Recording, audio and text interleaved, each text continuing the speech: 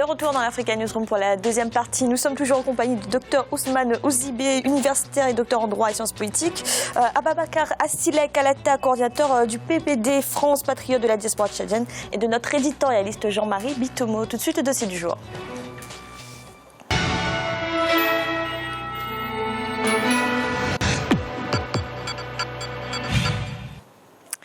Le Tchad mise sur la production agricole pour soutenir l'économie du pays afin de faire face à la chute du prix du pétrole.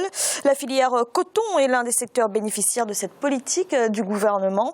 La production de l'or blanc est d'ailleurs en constante augmentation. Elle s'établit en 2016 à environ 170 000 tonnes. Reportage de notre correspondant Mahamat Ramdam, commenté par Idelette Mirabel-Bissou.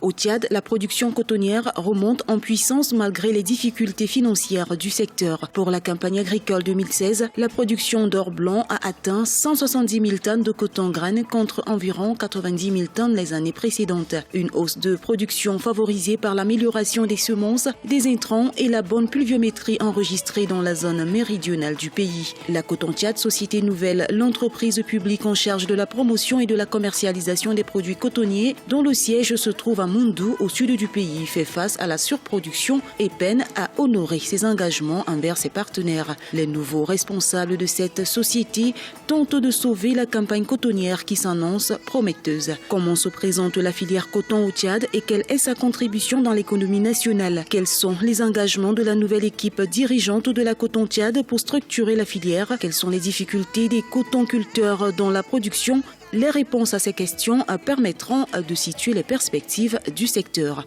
Pour la nouvelle équipe nommée à la tête de la société en début octobre 2016, le défi est de sauver une campagne qui s'annonce prometteuse et de parvenir à rémunérer et de remotiver les cotonculteurs dont les arriérés de la campagne précédente sont estimés à 9 milliards de francs CFA.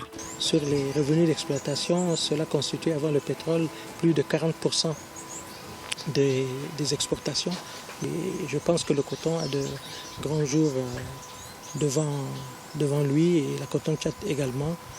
Et de sorte que toutes ces populations qui vivent du coton puissent poursuivre, que la motivation ne tombe pas et puissent poursuivre leurs activités. Mais pour certains producteurs de coton graines, le retard dans la rémunération des cotonculteurs n'est pas le seul handicap de la filière. Ils dénoncent également le retard de la mise en place des caisses de chargement de coton, le coût de transport des engrais et le manque d'accompagnement des agents agricoles sur le terrain. Les difficultés de l'opération de la campagne de cette année sont si nombreuses.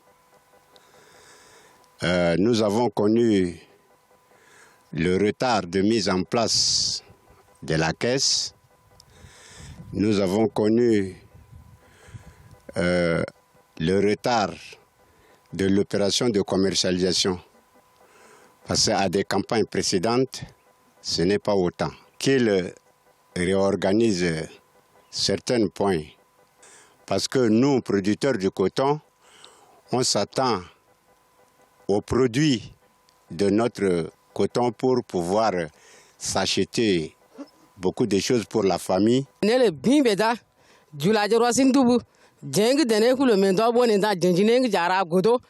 La société Coton Tchad nous amène tardivement les engrais et les décharges dans des dépôts éloignés des villages. Étant donné que pendant les saisons pluvieuses, les routes sont régulièrement inondées, nous avons beaucoup de difficultés à acheminer les engrais dans nos champs.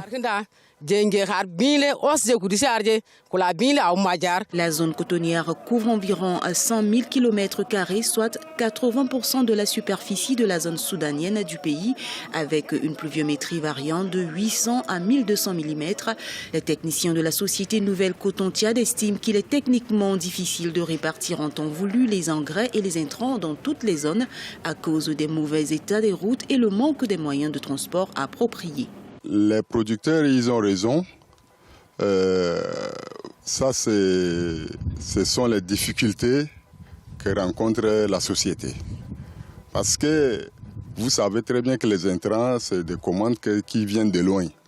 Alors, quand la société avait lancé la commande et que la commande est arrivée avec un retard, bon, nous avons des gros porteurs qui ne peuvent pas atteindre le fond du village. Et nous faisons aussi de notre mieux pour déposer dans les centres de gestion. Et puis on les appelle, ils viennent, ils cherchent aussi. Donc c'est un peu complémentaire et ce n'est pas la faute de la société.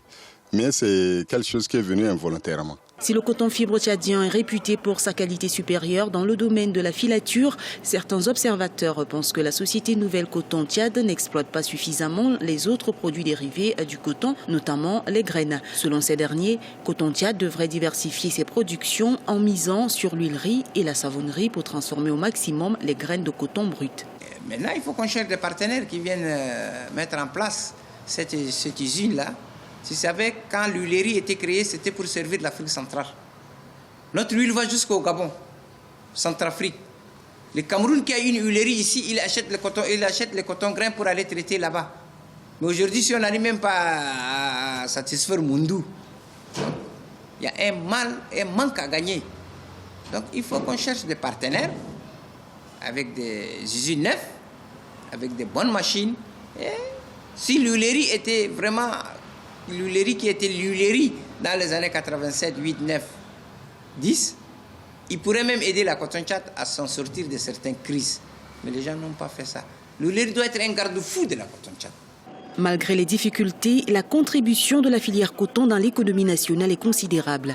La commercialisation des produits cotonniers rapporte en moyenne 50 milliards de francs CFA par an et 3/4 de la population de la zone méridionale du pays vivent des revenus générés par la culture du coton. Ce secteur est quand même indéniablement un secteur important et indirectement c'est quand même le second pourvoyeur d'emploi du pays et ses ramifications. La Coton Tchad fait vivre directement et indirectement pratiquement toute la zone méridionale.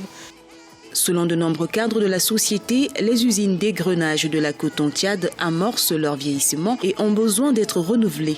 Selon la direction de la Coton Tchad, la société envisage la création d'un grand groupe avec des filiales qui comprendront aussi des unités de filature à l'usine de Sahar. Elle attend également l'acquisition d'une seconde huilerie et compte moderniser les usines de Doba et de Gaïa à travers un projet qui sera financé conjointement avec la BDEAC. Docteur Ouzibé, comment se porte la filière coton au Tchad en ce début d'année 2017 ?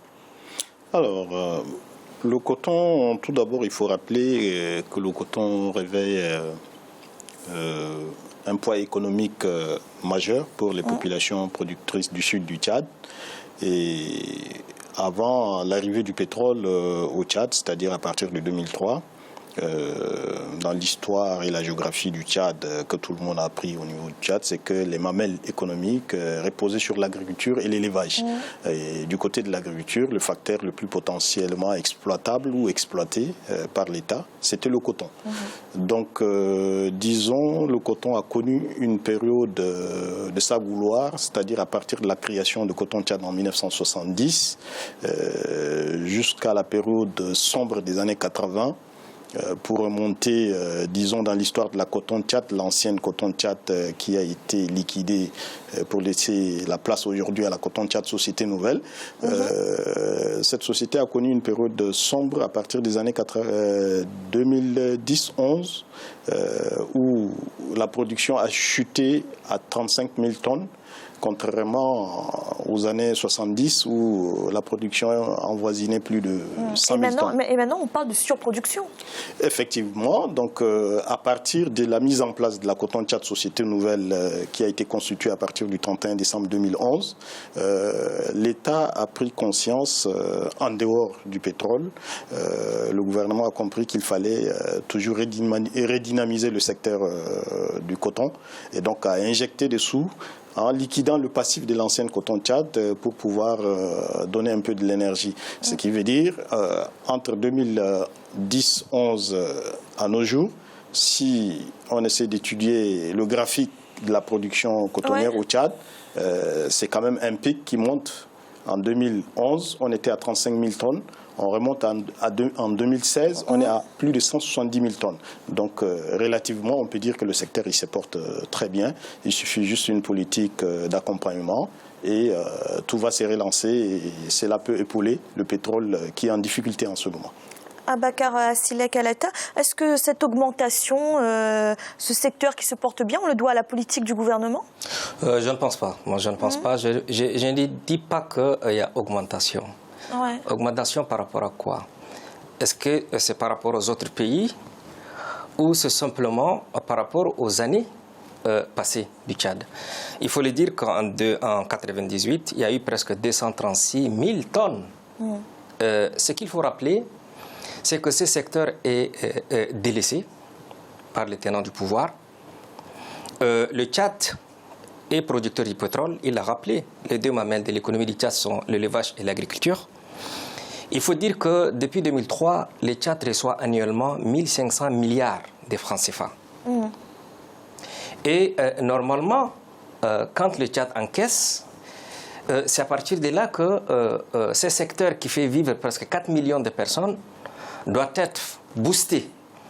Mais c'est le contraire qui s'est produit.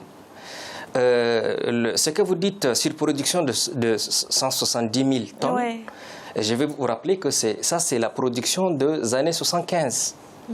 Vers les années 1975, c'était la même production.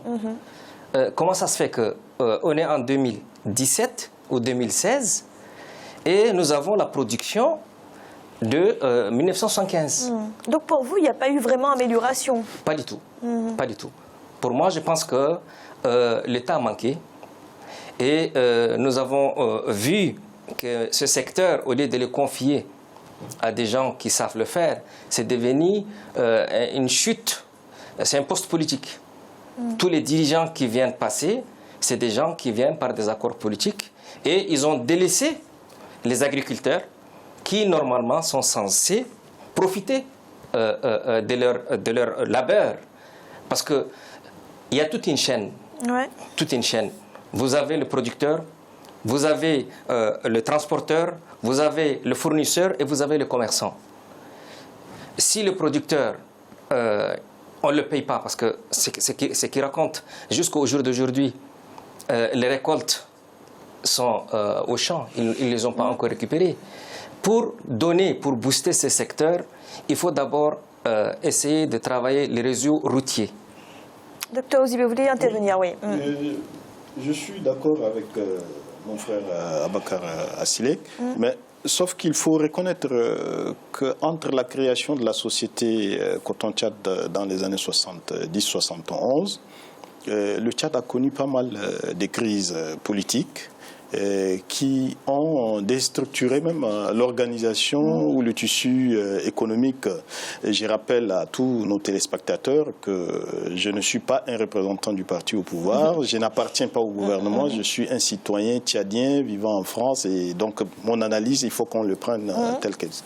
Donc, je crois que c'est peut-être la crise politique qui a essayé de perturber, quand vous rappelez les années 75, la production des années 75. En 74-15, déjà, le Tchad a connu un événement très douloureux, remontant jusqu'aux années 80. Nous avons connu la guerre civile.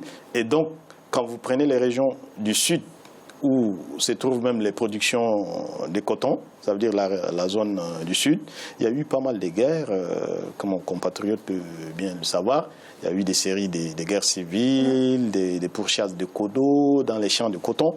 Donc, cette situation n'encourage pas à produire davantage. Mais aujourd'hui, à mon avis, il y a un calme un peu relatif qui a permis à l'État, c'est vrai, l'État devrait faire plus avec le pétrole. Alors oui, alors justement, ce que M. Assilek Alata disait, c'était qu'il y avait un manque de volonté politique. Jean-Marie, dans ce contexte de baisse des prix du baril de pétrole, est-ce que c'est une bonne option de miser sur l'agriculture et est-ce que le Tchad le fait assez? C'est ce que nous répétons toujours sur ce plateau. Fanny, vous le savez très bien, tout simplement pourquoi. Moi, je détecte deux problèmes là. Le premier problème, c'est une problématique qui concerne, si vous voulez, la politique infrastructurelle dans nos États en voie de développement. Et deuxièmement, vous avez le problème de la politique agricole. Je veux d'abord aborder le premier. Le premier, je dis toujours sur ce plateau, c'est que nos États qui sont des États en voie de développement doivent se servir de leurs avantages naturels et les transformer en avantages compétitifs, commerciaux, internationaux en tant que tels. C'est le cas, on voit très bien ce qui se passe au Tchad ici. Là, c'est que le Tchad sait très très bien que le premier poste pourvoyeur, si vous voulez, de recettes émanant de l'extérieur est le coton. Qu'est-ce qu'on fait? On doit d'abord mettre en place ce que j'appelle souvent une filiérisation industrielle complète. Le Tchad est en train de perdre, comment dirais-je, de la plus-value tout simplement. Pourquoi? Parce que la filiérisation n'est pas complète. On s'est arrêté à un certain niveau, à savoir qu'on n'utilise pas tous les produits qui sont dérivés de ce coton-là. Donc ça constitue déjà un manque à gagner pour le Tchad en tant que tel. Et maintenant, dans un second temps, au niveau des politiques agricoles, il n'y a pas de suivi, si vous voulez, concernant les premiers acteurs de la filière. Moi, j'ai bien suivi le reportage où les gens se plaignent qu'il n'y a pas de suivi. Au contraire, voilà un secteur sur lequel l'État tchadien doit mettre le maximum de moyens pour pouvoir compenser la baisse des recettes pétrolières en tant que telles. Donc, dès cet instant-là, que faut-il faire? Il faut mettre en place une filiérisation complète de la filière coton au Tchad. Et vous verrez très bien que le Tchad, si vous voulez, en tirera des recettes beaucoup plus importantes. Et il y a autre chose que je voudrais noter dessus, et ça concerne pratiquement tous les États africains. Nous faisons toujours l'erreur suivante, c'est que nous nous berçons sur les produits d'exportation en tant que tels. Moi, en tant qu'économiste, quand je fais mon analyse, je fais maintenant, si vous voulez, la comparaison entre les recettes d'exportation qui rentrent, c'est-à-dire qui rentrent dérivant du coton, et ce que les États africains dépensent pour les produits de première nécessité, concernant par exemple les produits agroalimentaires. Le gap, il est énorme. Il est temps que les États africains se rendent compte que l'autosuffisance alimentaire est le premier poste dont doivent s'occuper nos États. Comptez sur les recettes d'exportation, vous aurez toujours une balance qui sera négative par rapport aux États parce qu'on achète tous nos produits de première nécessité sont achetés vers l'extérieur. Donc, aux États africains, assurons d'abord notre autosuffisance alimentaire des populations et on améliorera comme ça les balances commerciales. Abakar Silek Alata, alors rapidement, est-ce que vous pensez également que le manque de structuration de la filière, c'est un véritable problème? Ce qu'il faut signaler, d'abord, moi j'aimerais dire à mon frère Ousmane que d'abord il y avait l'ajustement structurel qui a fait passer, de privatiser la filière. Et tenez-vous bien, ils ont concédé, parce qu'on vient d'entendre les fournisseurs de la coton Tchad, qui a parlé des années 87-88, il a rappelé, et il y avait des dérivés qui étaient les savons et l'huile, qui bondaient le marché d'N'Djamena. Mais par la mauvaise gestion, on a cédé ces filières à un franc symbolique, à des particuliers. Donc pour vous dire, je ne vois pas la bonne gestion de la chose. Et il n'y a pas une réelle volonté politique derrière la société nouvelle. Merci. Tout de suite, un rappel des titres qui ont été développés en début de cette émission. La dépouille de l'opposant congolais Etienne Tshisekedi ne sera pas rapatriée avant la mise en application de l'accord du 31 décembre 2016. Telle est la décision rendue publique par la famille du défunt et son parti, l'UDPS. La démarche menée par le gouvernement n'a pas produit l'effet escompté. Et au Mali, la conférence d'entente nationale qui se tiendra en mars prochain doit permettre d'ouvrir un débat approfondi sur les causes profondes du conflit au nord du pays. En préparation de cet événement, des consultations régionales ont débuté. Elles ont pour objectif de recueillir les attentes des populations. Nous allons marquer une nouvelle pause. En instant, la troisième partie de l'Africa News.